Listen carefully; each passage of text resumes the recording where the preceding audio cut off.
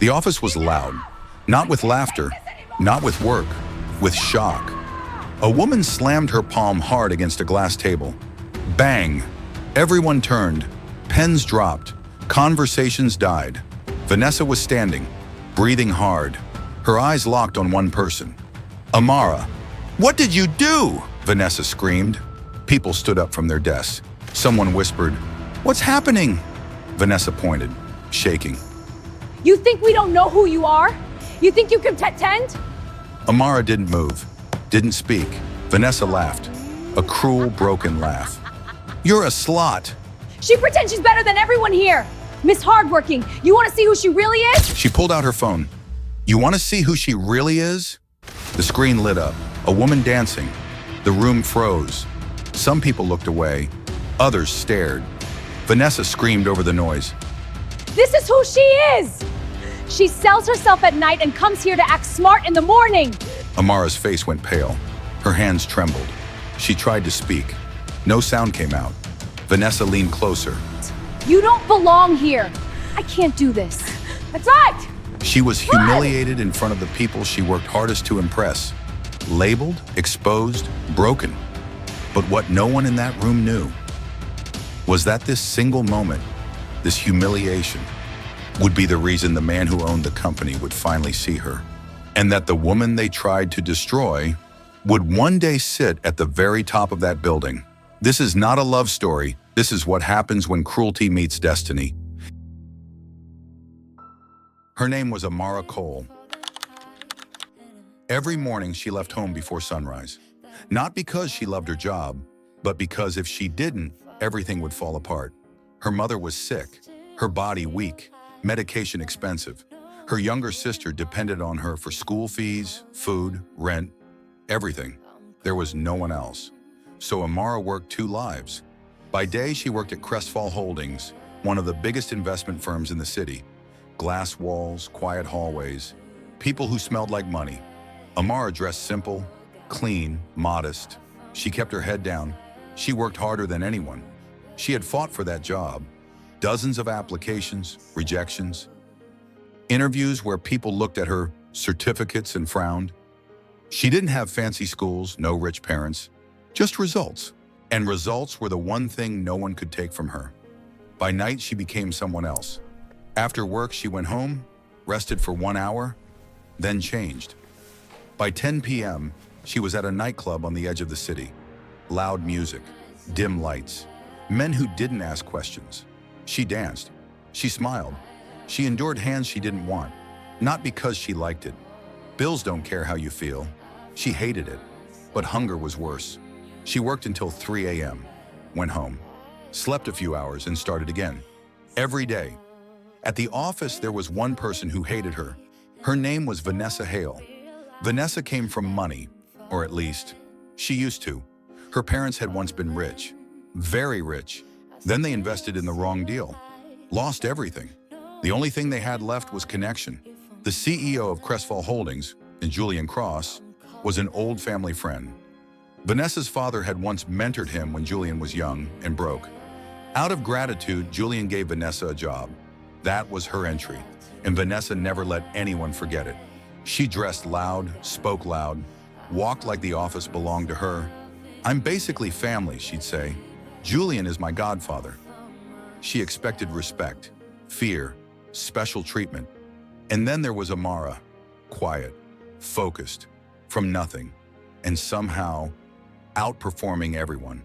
Clients loved her reports. Her ideas worked. Her numbers were clean.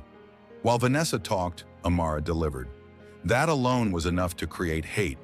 Julian Cross didn't socialize with staff. He didn't flirt, didn't gossip, didn't care where you came from. He cared about one thing only: results. One night reviewing quarterly performance, one name kept appearing: Amara Cole. Again and again. Julian frowned. Her educational background wasn't impressive, but her output was elite. The next morning, he walked into the open office himself. Conversations died instantly. He stopped at Amara's desk. "You're Amara Cole?" he asked. She stood, startled. "Yes, sir." He looked at her screen, the data, the projections. I want you in my office later, he said. No smile, no explanation. And he walked away. The office buzzed. Vanessa froze. That was the first time she felt something close to fear. From then on, Amara received direct assignments from Julian. Sensitive, high stakes, the kind that made or broke careers. She assumed she was being tested or set up, so she worked harder. Later nights, less sleep. Her body began to fail, but she didn't stop. Vanessa did. She started watching, tracking Amara's logins, trying to access her files. Once an important document disappeared. Security wanted to check CCTV. Amara stopped them. She calmly produced a backup. Turns out she had started saving copies of everything after noticing someone tried to access her system weeks earlier. Vanessa smiled, but inside she was furious. Julian started involving Amara in meetings, asked for her input, listened. Sometimes he invited her to dinner, business discussions. Amara always showed up in office clothes. She didn't flirt, didn't open up. She redirected every personal question back to work. Julian noticed and respected it. Then came the announcement. The company would attend a global investment summit, backed by the US government. Only a few staff would go, best of the best. HR announced the selection criteria: academic background, international exposure, performance metrics, presentation, evaluations. Vanessa leaned back, grinning. This was her arena. Vanessa laughed loudly, telling everyone, "Don't bother applying," she said. "You already know who's going." She bragged about her schools, her degrees, her background. Amara didn't apply. She knew her papers weren't strong enough. HR later forced everyone to submit. Reluctantly, she did. Selection morning arrived. Names were read. First name, not Vanessa. Second name, still not Vanessa. Murmurs filled the room. Final name, Amara Cole. Amara Cole. The room went silent. Vanessa stood up. "This is a mistake. It's impossible." "There's no way she beat me on evaluations," HR responded calmly. "Performance outweighed pedigree."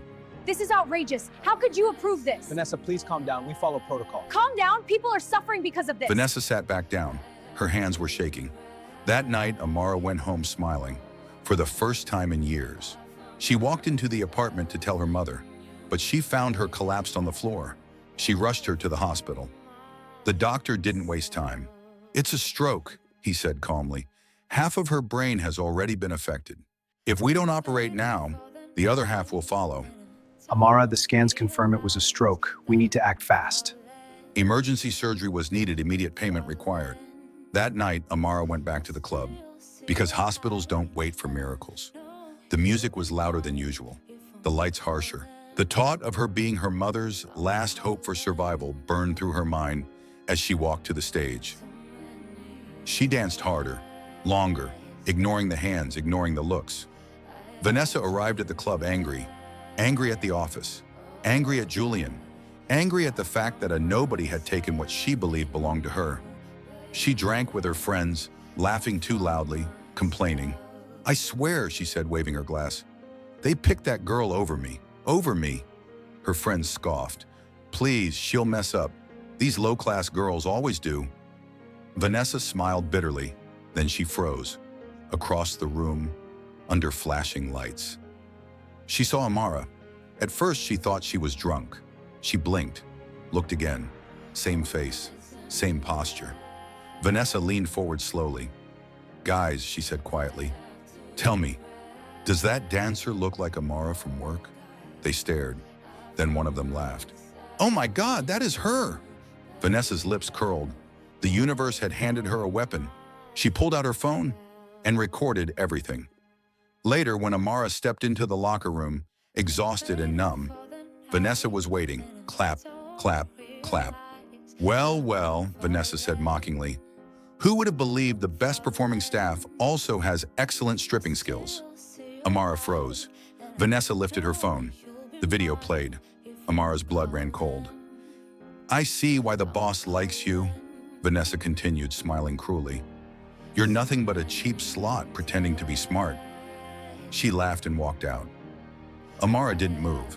Her world had collapsed twice in one night. Amara didn't sleep. By morning, her body gave up. She arrived late, for the first time ever. What she didn't know was that Julian had already come to her desk. Once, then twice. "Where's Amara?" he asked. No one had an answer. Whispers started. Something was wrong. Vanessa, meanwhile, was glowing, doing makeup at her desk, laughing, relaxed. "Oh, let her be," she said loudly when someone mentioned Amara's absence. "She probably had a long weekend, spinning on poles." Confused laughter followed. "What do you mean?" someone asked. She whispered to colleagues, showed one or two trusted friends the video. Gasps, judgment. Whispers cut conversations short. Vanessa walked to her desk, slapped a thick stack of files onto Amara's desk.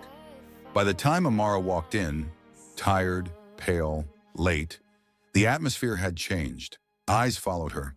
Whispers cut conversations short. Vanessa walked to her desk, slapped a thick stack of files onto Amara's desk. "I want this ready before close of business," she said coldly, "or you know what happens."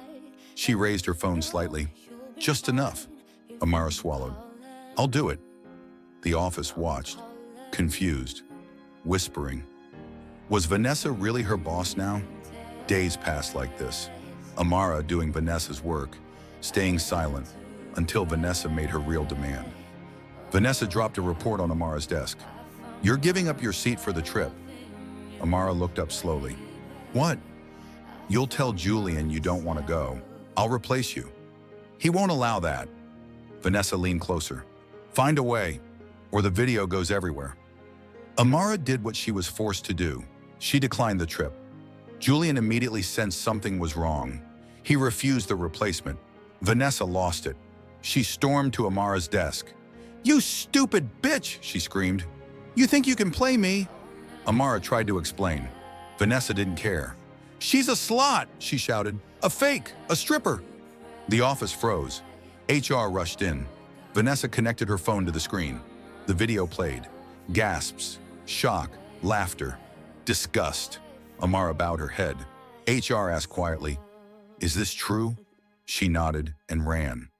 Julian walked in just as Amara collided with him and ran past. Inside, he saw the video, understood everything. He ordered calmly, everyone back to work, and went to find the truth. Julian investigated. Security logs, messages, hospital records, hospital. The truth surfaced quickly. Vanessa was fired, not for the video, but for harassment and blackmail. Julian found Amara at the hospital.